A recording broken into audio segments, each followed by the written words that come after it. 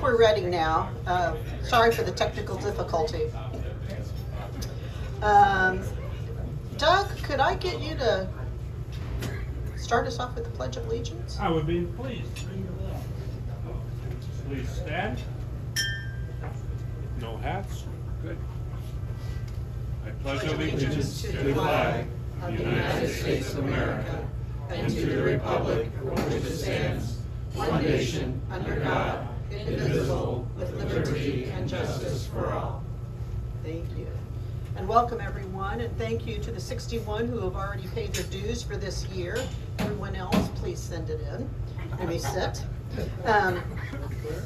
Anniversaries this month, past President Andy Marshall, 34 years.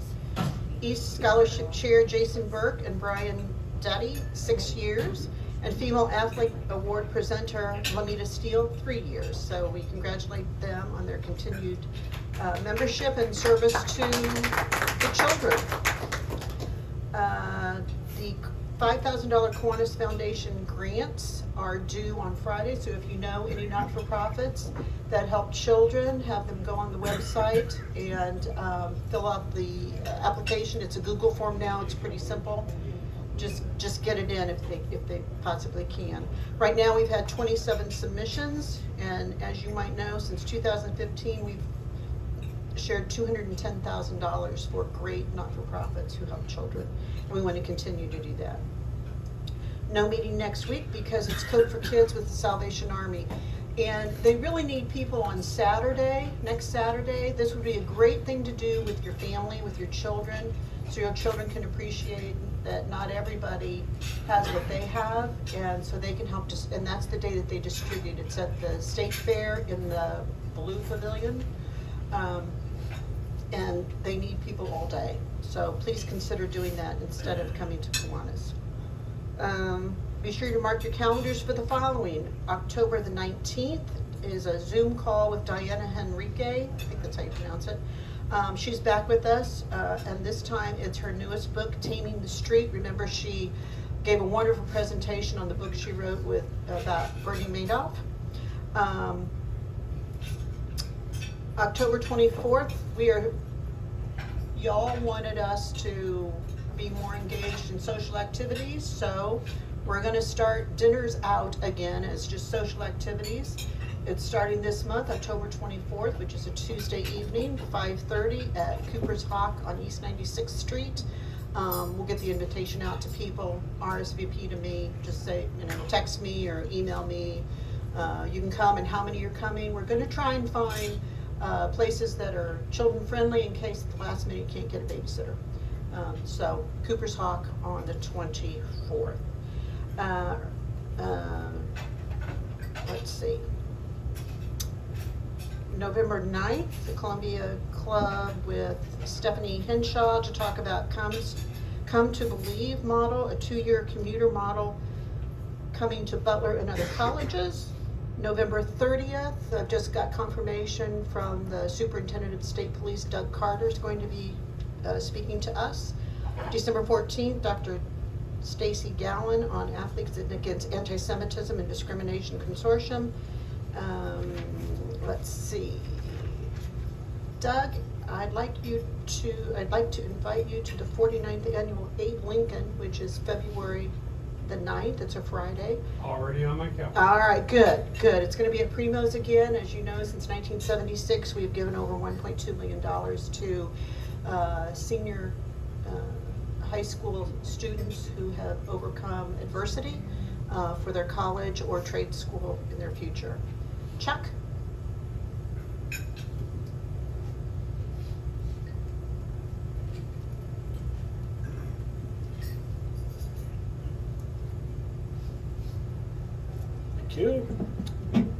A show of hands. How many high school football fans are in the room?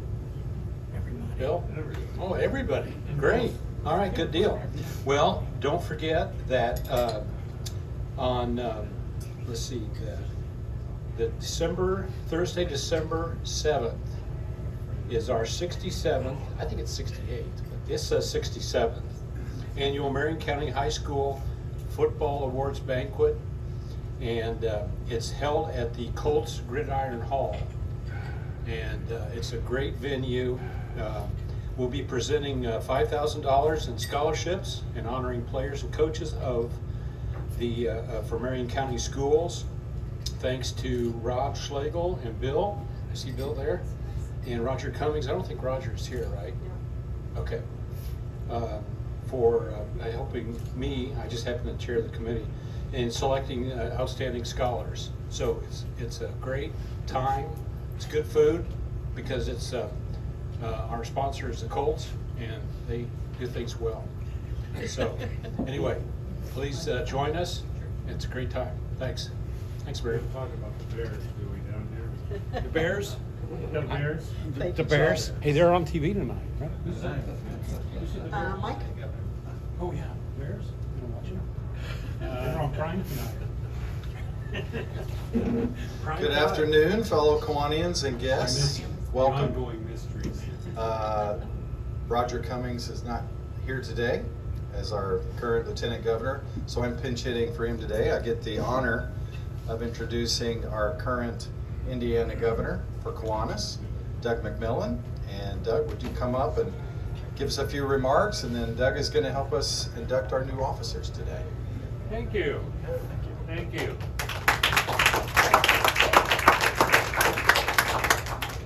Well, first of all, I got to give you credit.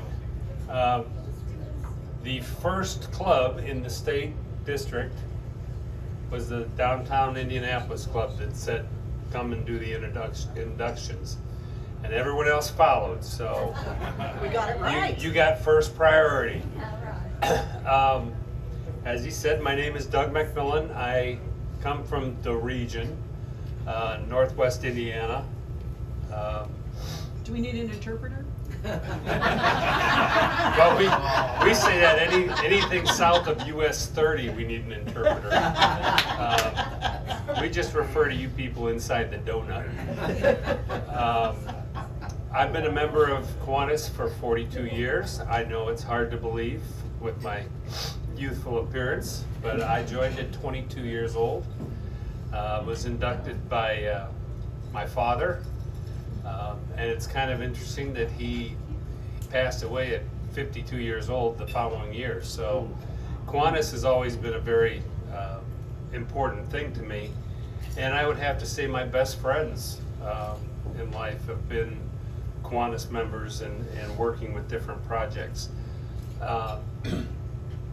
The Valparaiso Club is very involved with a lot of different projects, not only for youth, but we also do a lot of things with handicap ramps, where we're building it for veterans or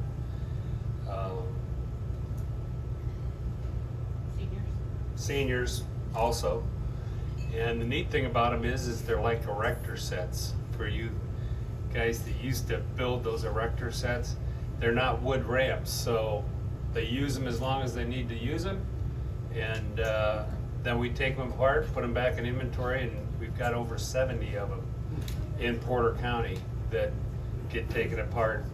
And that was the signature, the third, that'd be bronze project for Kiwanis International this past year in Minneapolis. We got the third out of I don't know how many hundreds that are submitted, so we're very proud of that. But I'm more proud of the fact that now I get to get around the whole state. I get to visit clubs that have 20 members and clubs that have 80 members, upwards of Richmond's a pretty good sized club, almost 100. But every club is different. Every club is unique. They all have their interesting projects that they're working on, how they do fundraising. But the one thing that's common between all of us is we're doing it for the kids. And we're all service organizations. We're all working with doing things that are important to kids. This is usually when I start talking about what we do for Riley, but since I've got the Riley lady here, And she's also hosting my board meeting at Riley on Saturday. I'm gonna defer all my comments to, about Riley to Mel. I'm an attorney. I'm actually a mediator up in Northwest Indiana. That's my occupation. I always say that as a mediator, I try and get people to settle their arguments before they have to go to court and spend all the money. But really, it comes down to saying, I just want to get everyone to leave the meeting equally unhappy. and that's usually the case. I'm looking forward to get around Indiana. I've not spent a lot of time in Indiana, but I've traveled all over the world when I was selling fire equipment in a family business, and so now I get to micro down and just study all the things that are unique about our individual state. My son did a thing once, and he said, I've been to 63 different countries, which they're different too. You're always happy to get back home to the United States. I don't have any other comments. I'm a pilot. I'm married for 45 years. My wife Kathy, I've got 2 kids, one in Detroit, one in Nashville, and I have 3 grandkids.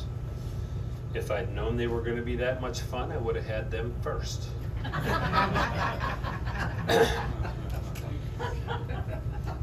So, without further ado, we need to induct some officers of this fine club.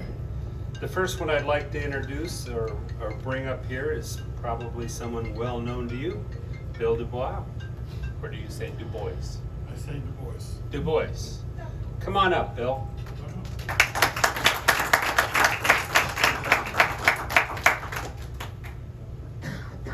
Bill is retiring this year, although there's never a retirement from the board or from Kiwanis. You're always one in Kiwanis.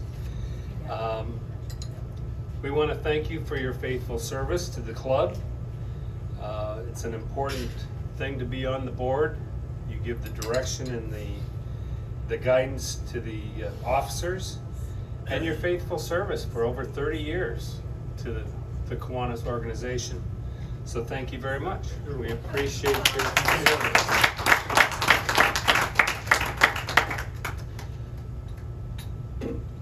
We also want to thank the leaders that are unable to be here today. Nancy Ulrichs, Duke Haddad, and although they're rotating off the board, their contributions continue, of course, year to year. So Nancy and Duke, thank you for your servant leadership to Kiwanis and for all that you've done in the past years. I'd also express appreciation to the officers and board members for your continued dedication to Kiwanis for the coming year. Is Trina here? No? She can be here. Okay, we've got Trina Rodebush, Roger Cummings, who's my Lieutenant Governor for Circle City, Kelly Oles, Jackie Clancy, and if I pronounce these badly, just consider I'm a lawyer. Laura Holloway, Chuck Cutterman, and Wendy Paddock. So thank you very much for those service. So for those that are now coming onto the board, that would be Art Cotta and Steve Farrell, I believe. Are they here? Art's here. All right, Art, come on up here and I'll just direct it to you, even though we're including all those. Oh,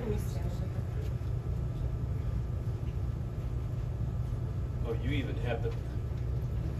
She's on it. Doug, She's we're on official it. here. You know, I gotta tell you, you all know Tammy. I've joked with my wife that I've got 2 wives now. I've got her and I've got Tammy Norman up at the district because she keeps me out of trouble. my whole goal is to stay out of jail and out of trouble. And she's done very well with that. Kelly's been great for you, I can tell also. Are you continuing on the board, or? I'm new. You're new.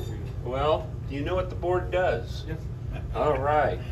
The board does a 3-year term, and you direct the club. You come up with the recommendations to the officers, and you are part of the elected officers and directors as well. And that is the business of this club. So hopefully, not only as a board of director, but down the line officers are always good too. Vice president. You determine the club policies, approve members, and generally manage the club. So I congratulate you and your fellow people that are not able to be here, and welcome to the board of directors.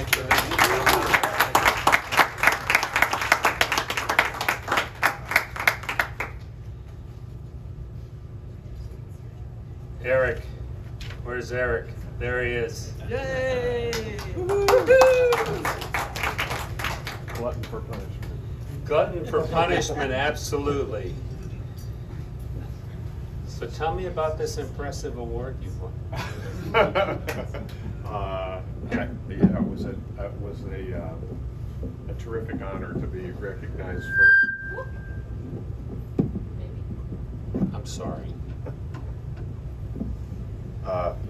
It was a terrific honor to be recognized for career achievements and achievements in civic activities. So I'm very honored and humbled by the group for that. Where did it come from? I don't know. I mean, it was just, someone said, They just said they picked me out of the air, I'm sure. So, No. No, I've been involved in Kiwanis for quite a long time, and actually part of what takes me away from Kiwanis is a lot of other civic activities and things. So it's been. So was the award from? The award was from Kiwanis. Yes. Oh. Yes. So. How come I didn't know about this? Oh, we hide things from you. We do things under the table. Well, you have got the dubious honor of being chosen by your club as president-elect. You know what that means? That means a year or so from now, well, it'd be next year, wouldn't it? Yeah. You become the replacement for this lady who is irreplaceable. I know, and she's going to set She standards sets that pretty are high almost impossible. high standards and high goals. So learn from the lady. She knows what she's doing, and so that when you come into this next year, and I'm going off being, and you'll have Al Riggle from Scottsburg being the, Okay. you'll have him here when you're actually inducted. But learn, follow, and wish you well. Also, if you need help in following any of this, we at the Indiana District are more than happy to work with you to make this club even better and better. I'll need to lean on as many people as I can. That's so what we're here for. Mary will set a great Now, example. do you have a new pin? She gave it to me on my way in. I think this is it. I'll get one too. Oh, do we get another? I'll put it on your badge. All right. Oh, you get it on the Do you want- badge? Do you want to touch it now? Keeps you from Yeah. It's nice, it's got the big gold around the outside, it says president-elect. I know. 10 karat gold. Okay. Yeah, now, practice first. Put your hand up like this, and go. Yeah. Now you look around like you know everybody. There, very good. Yeah. There's a president-elect in Yeah. training. All right. Thank you very much. Thank you. Congratulations.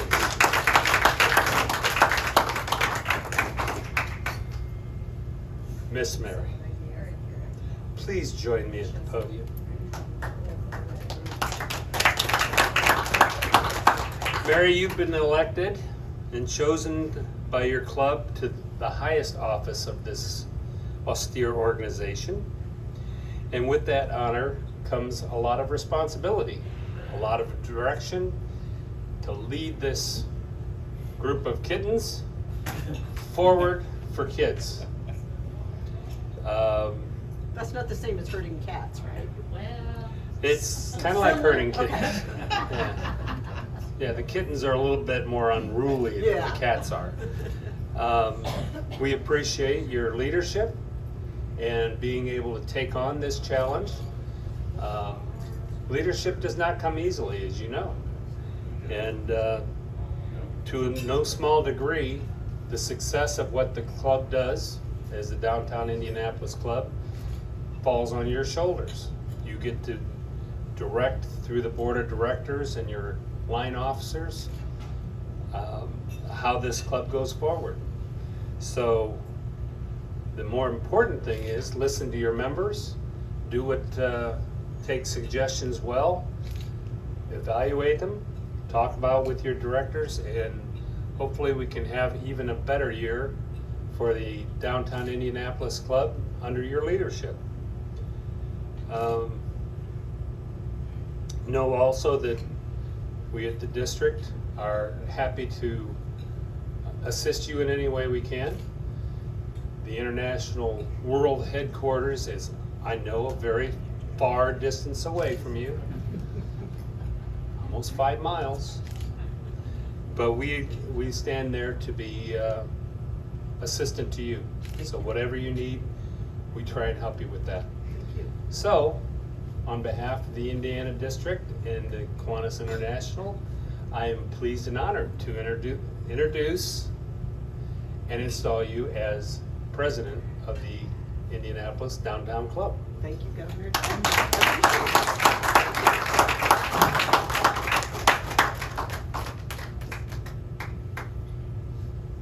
Wow.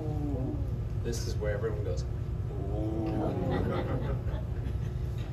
This says Kiwanis Club President, presented to Mary Bolt by the Kiwanis Club of Indianapolis, 23-24. All I got was a hammer. Congratulations. Thank you. Thank you very much, everyone.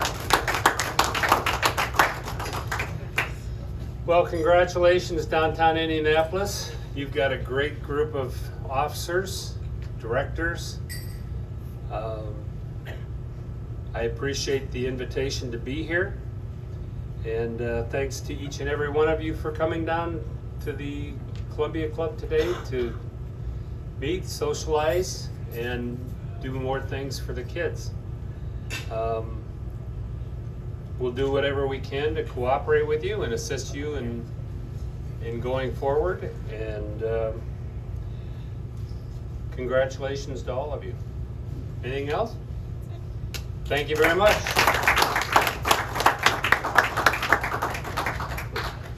Well, it says remarks. I'm done. Okay.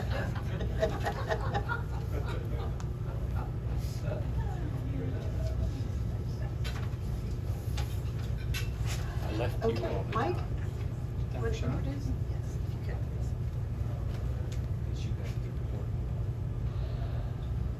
Thank you, Doug. I'm glad you were here at the world's greatest Kiwanis Club to do the first induction. So you got good practice today, so when you go to the rest of the clubs, just remind them who's number one, okay? No, you were the first ones that asked. Oh, okay, okay. You've already done You've some. been on the schedule for 3 months, Oh, okay. but there were a couple that snuck in last night. All right, all right. Well, again, I want to introduce one of our grant recipients from last year, Brightwood. Sean is going to come up and tell you a little bit about their program. They do a lot of great things for kids in the Martindale Brightwood neighborhood. She runs an outstanding program. I got to visit with her. The day I was there, actually the electricity was out, so the kids had to go home, but I'm really looking forward to seeing what Shauna has to say today. And if you're not familiar with Martindale Brightwood, if you take 70 East, go north on Rural, north of that is the Martindale Brightwood neighborhood, a little bit east, a little bit west, but just to give you a general idea. But they run a great program for children, and you're going to be really impressed today. Sean?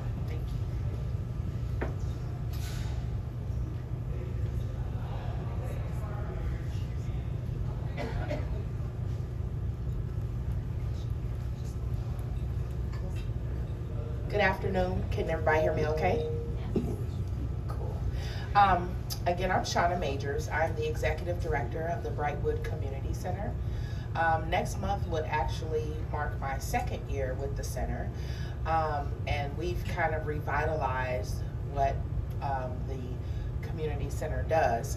And our vision is for it to be a hub for the community, for anyone to come in. And we definitely use a multi-generational approach to our work. And so we have programming for our youth, for the adults, and our seniors. So as I go through this presentation, and I'll be quick, I know I'm on a time limit, I got my timer here. So, and before I really start, you can go to the next slide. Want to introduce, it's me with electricity and electronics. It just go bonkers when I come around. I wanted to quickly introduce you to our wonderful program coordinator. This is Anmal Masih, and she has joined our team this year. And so I brought her with me just so she can operate. She does a lot better with the electronics than I do. So that's Anmal. I'm going to go to the next slide. So, look at our babies. We've grown. Our first summer camp last year, I had 25 kids. This year we had 43 kids with a waiting list of 12 more. And because we are a small but mighty center, we just could not accommodate the other 12, which made me sad. I pride myself on providing this 6-week summer youth enrichment camp to our kiddos, because through COVID, our kids are having some struggle, if you will, getting back into the classroom and social emotional. I'm not gonna steal your thunder, Miss Melissa, but the mental health piece with our children is really evident.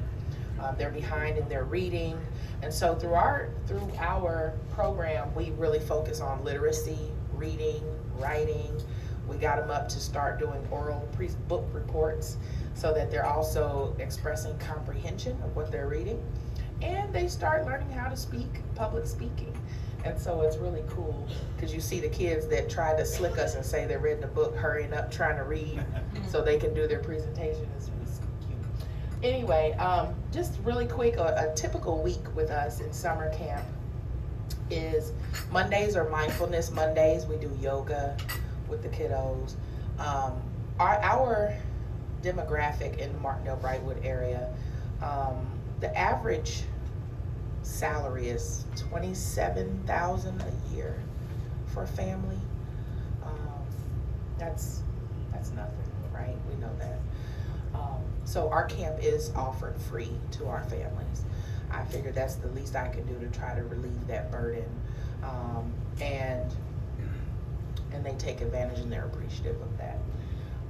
Tuesdays, we do education, we do trips, a lot of reading, we have math relays, they do science projects, we've done volcanoes, all kind of cool STEM, we sneak that in on them too. Wednesdays is Wet Water Wednesday, where we go swimming. We have all 40 of these kids, we walk through the neighborhood to the Frederick Douglass Park, and a lot of them come, don't know how to swim, they sit with their life vests on the edge of the pool, and by the end of summer, they're jumping in, no life vest, they're swimming, they're having a great time. And I always challenge them to the water slide, because that's my favorite thing. And so the kids, they beat me this year, they had 27 slides and to my 5, so. But Thursday is career day. We also, even though they're 7 to 12 years old, we want them to start thinking about what they want to be when they grow up, right? And so we talk about that. We have various professionals that come in and talk about their career. We had IMPD this year that came in and they brought their cars, and the kids were able to go out, and that was good on so many levels, because as you all know, the community relations where we are and where we live with IMPD is not great. I have a lot of my kids are very afraid when they see the police come. So we want to make sure that they are getting a proper introduction and get to see that officers can be friendly. And then every Friday is cookout day. So we have one of our volunteers comes in and he does this wonderful spread and the kids just really enjoy it. We usually have leftovers and the parents can take them a plate home as well. So, we'll do the next slide. That was us at the roller skate. Oh yeah, show the video. That's cool. That's cool. Career day.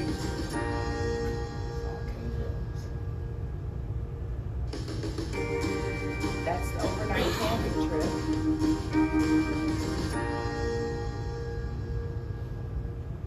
Water balloon fights. So the activity that you all were gracious enough to support us in this year was the overnight camping trip. Our kiddos have never been camping, let alone overnight somewhere. So we were able to buy everyone their own sleeping bag.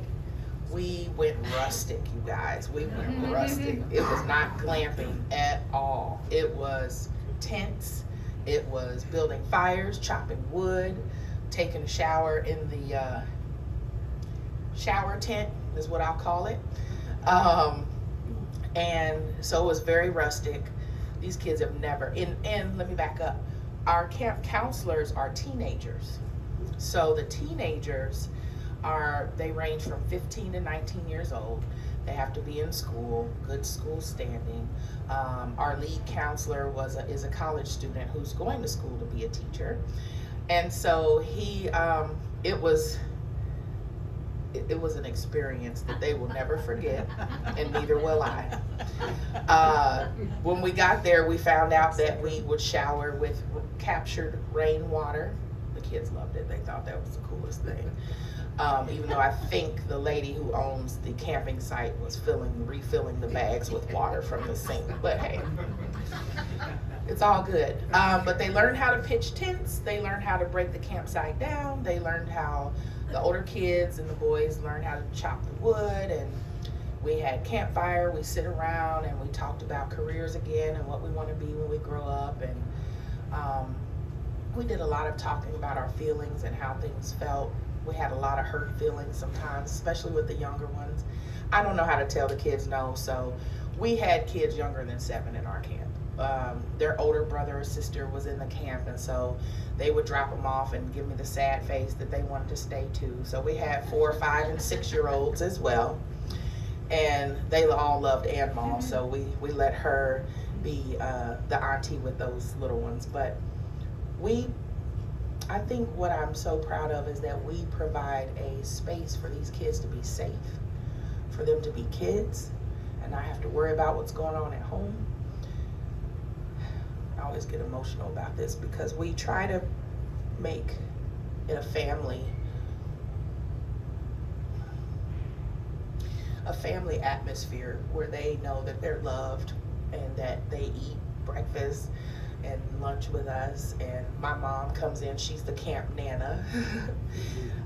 So they have people of every age bracket that are looking after them, and so they love it. And before they left, they said, we're coming back. So I know my time is up, I apologize, but thank you from the bottom of my heart. Thank you so much for your generosity and helping these kids experience things that they never would on their own. Thank you.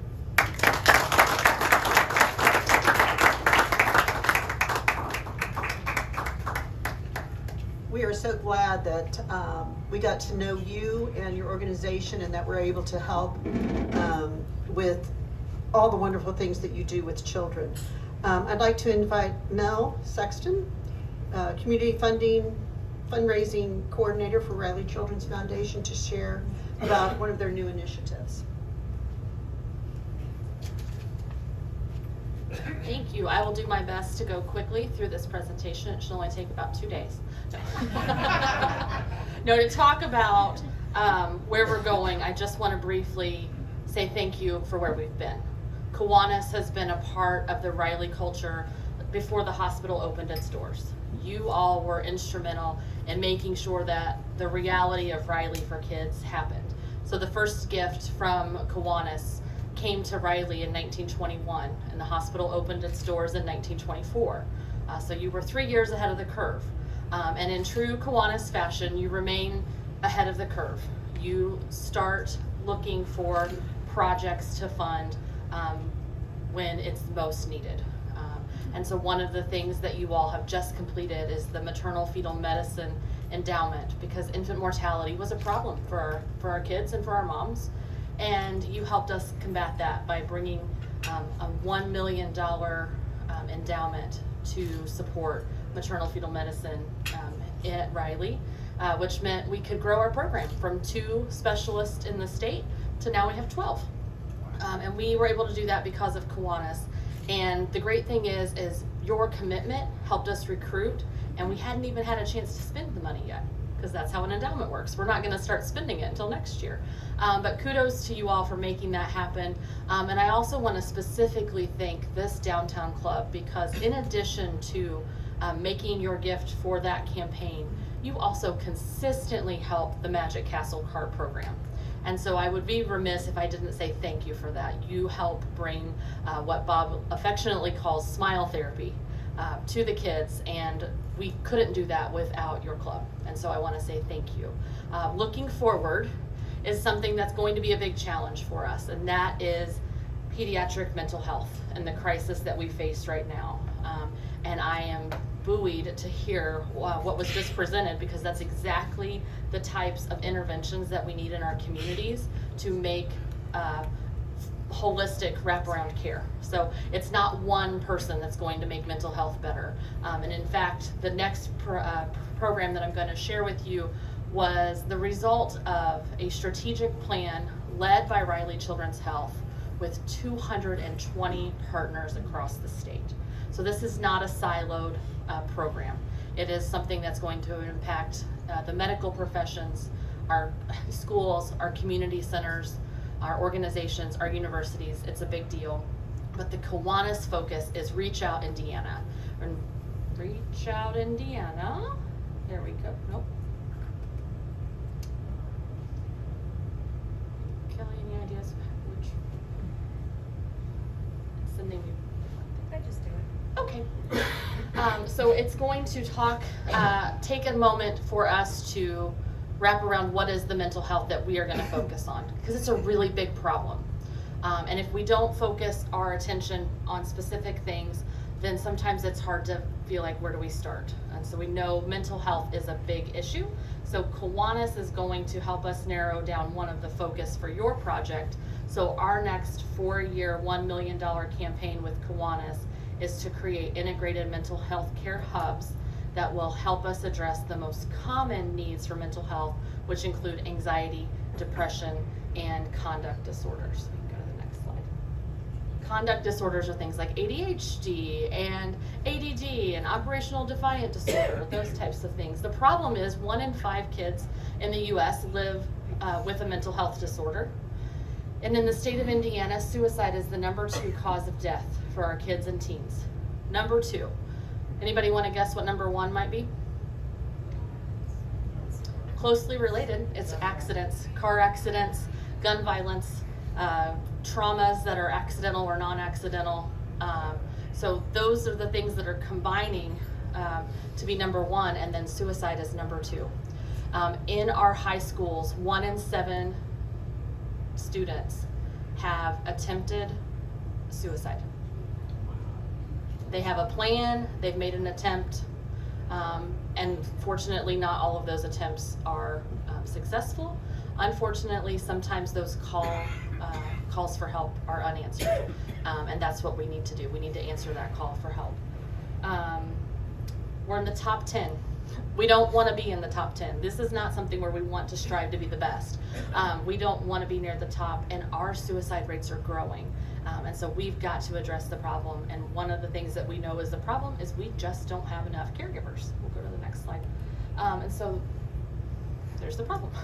All those things that I just said. Sometimes families have to wait 3 to 6 months for that acute care. What do you think is happening to a child in those 3 to 6 months that they're waiting? Yeah, they're planning. They're attempting. They're getting worse. They're needing more aggressive therapies that they don't have access to. So by the time they get to us, it's a true emergency. It's no longer something that we can manage. And many therapists do not accept insurance. And that's a problem because how are we supposed to pay for it? And a lot of them, it's because there's so much red tape to get the actual reimbursement. And many of our Riley families, I mean, as we mentioned, we have neighborhoods where the average income is $27,000 for a family. They qualify for Medicaid, and Medicaid isn't accepted by most therapists because the reimbursement rates are minimal to none. We'll go to the next slide. So our goal is to provide all Indiana children with access to high quality, evidence-based, so we've tried this out before, mental health care locations close to home. Now for those of us here in downtown Indianapolis, close to home is Riley. Like that's super, and that's where we're starting. So you all literally are gonna start from the bottom, so we wanna get you on board with this. But close to home for most of our Riley patients is not right down the street.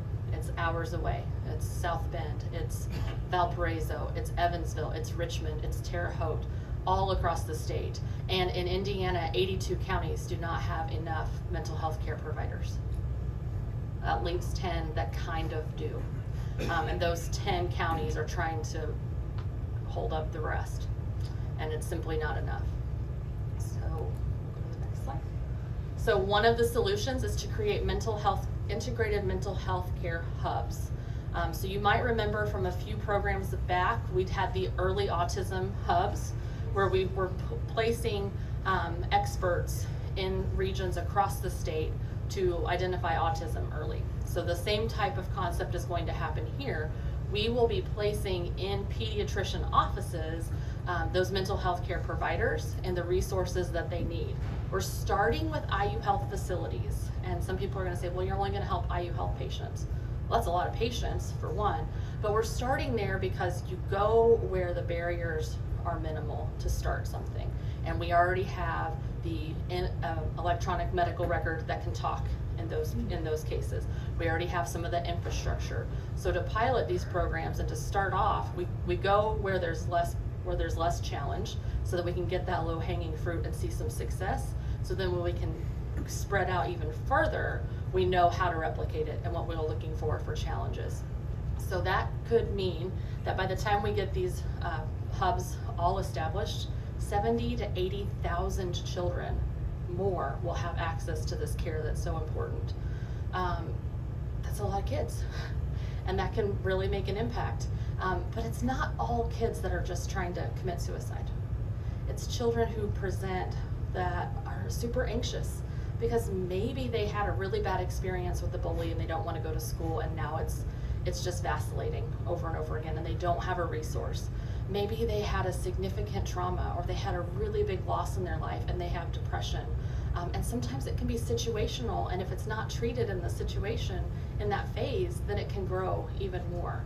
Sometimes they don't have a great start in life. Their parents didn't really know how to parent, or they didn't have access to all the resources they needed. We talk about Maslow's hierarchy of needs. Like, if you don't have your basic needs met, you can't thrive. And if we aren't treating the whole child for their nutrition, for their mental health, for their physical health, they can't thrive to the next level. And so we've got to put people in place to be able to do that. We'll go to the next slide. And I know I'm buzzing through this super fast. It took Dr. Holvershorn a full hour to get through all of these. The slides will be available on the district website within the next month, and I can always send them out as a PDF. Dr. Leslie Holvershorn is leading this charge. She is our Director of Psychiatry, not only for Riley Children's Health, but also with the IU School of Medicine. So she has the pulse of what's really happening and what can be possible for that. So we're targeting, like I said, folks that have IU Health as their primary service, but we're not going to limit it to that. That's just the first step. The activities are going to be the assessment, sometimes it takes 2 hours, sometimes it takes 2 days to get through all the surveys to find out what the child is going through. And we have worked with Harvard. There's technology that's been created through a simple 7 questions, like 7-minute assessment. And that will help the physician understand if they are maybe a little more inclined to be depressed, or if they're exhibiting anxiety. Sometimes those are hard to differentiate and they can be treated quite differently. Or if they have just some care coordination issues. But the goal then is to kind of target those top 3, because that's what we see the most. And so if we know what we're tackling and we know it's going to be big, if we can kind of focus in on those areas, then we'll see some success. And we also know untreated anxiety and depression often lead to suicidal ideations, self-harm, and they just continue to grow. It's kind of that, like they all thought back in the day that marijuana was the gateway drug. Anxiety and depression is kind of that gateway to suicide and suicide ideation. We'll go to the next slide. And so why are we going to integrate in primary care? Why not just create clinics to do this? And that's because a couple of different reasons. Why create more buildings when we already have buildings established? We know that some of this care can be done virtually, so we don't want to put a bunch of effort into bricks and mortar. But the other thing is there's a significant stigma around saying you have a mental health need. It's hard for people to stand in front of a group and say that they have received treatment for anxiety or depression. And so they may not want to be identified as somebody who has to go and see another mental health counselor, but they might be willing to talk to their trusted pediatrician who they see in the grocery store.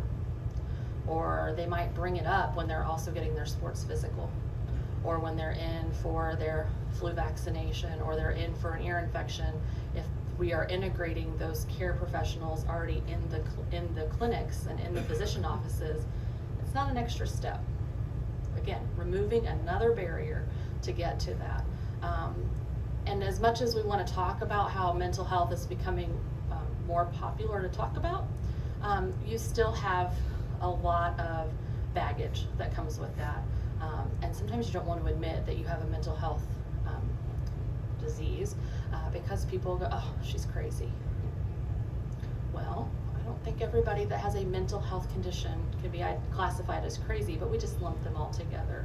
And so kids are trying to fight that when they're already trying to fit in. Developmentally, the kids that are having these anxiety and depression problems are the same kids who are trying to figure out who they are in this world. And they're the same kids who are struggling to get into classrooms. They're the same kids who have been completely impacted and their life has been turned upside down by divorce, by COVID, by isolation, by bullying, by technology. There's a lot of reasons. And so those are the kids that we can impact. We'll go to the next slide. Some of these key features, I talked about that technology, but we also need people that do the work. And so we're going to be training that workforce. And that means not waiting until somebody has a PhD in psychology to be able to treat children. Somebody like myself who has a bachelor's in child development and I'm a certified child life specialist, that's the role I did before I joined the foundation, I can be trained how to work with children in a group setting and help provide therapeutic activities. I don't need a master's or a bachelor or a PhD to be able to do that. And I'd be a lot cheaper than somebody with a PhD, and I'd be able to do it a lot faster rather than waiting 7 more years to get through school. And so pulling back the layers and identifying what interventions can be successfully done for folks that are at an associate's level, a bachelor's level, a master's level, and not waiting until everybody has the full bucket of tools in their tool belt to get to that. If you've got a tool in your tool belt and it can impact a kid today, let's do it today. Let's not wait until tomorrow, because it might make a difference for a kid. So getting the workforce trained and getting them integrated in those areas. Training is going to be done with some of the first models. It's evidence-based through Harvard. It's hard to find evidence-based practices in mental health because it's just not regulated right now. And that's one of the things that needs to happen. And I know I'm running out of time. And so I'll say we also will have hubs and a helpline for medication management. So if you are in Elkhart, or if you are in Terre Haute, or if you're in South Bend and you need to know what drug do I give this child who I know has anxiety, but they're 8 years old and I don't know what the dosage is, you can call the Be Happy helpline, and a child psychologist from Riley will be able to assess that patient with you, provide that consultation, and then the doctor can manage it from their home. I know I've got a couple more slides. If you'll just bop through them, I'll make sure that I want to share. This is all the things we're going to do. It's going to be virtual. It's going to be great. There's going to be groups for kids. We'll go to the next one. Here's the big picture. It's hard to read anyway. We're going to skip right by that to the next. This is what I want to show you. Your $1 million gift that will happen over 4 years is going to go twice as far. Doug has a $10 bill that he can fold and it becomes a 20. And that's what's going to happen because we have a grant from the Social Security Administration here, Families Administration in the state of Indiana. They've given us $7.5 million to help do these hubs because it's going to take $15 million to do it. The caveat is you don't get $1 until you match it with $1. And so we've got to have that $7.5 million matched. And here's Kiwanis. They took the first big chunk and they're going to match that. So your 1 million becomes 2, and it gets us closer and closer. So the faster we get our funds in, the faster we reach this campaign, the faster we can get a match, and maybe we get more. I told Doug, let's go for $7.5 million. Let's go for it all. Do a fundraiser for Reach Out Indiana. Help it go to the campaign. Your Magic Castle dollars won't be matched because it's not for the behavioral health, but any other additional dollars will be matched. Raise awareness, talk to people, and support your local kids, which you all do so well. So I will stay after if there are questions because I know some of you need to get back to your day.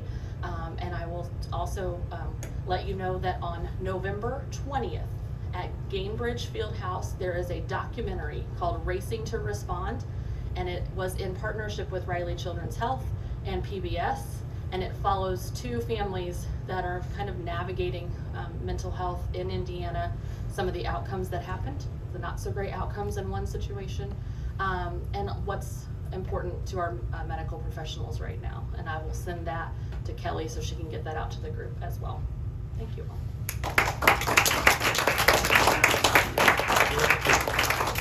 Thank you so much, Mel.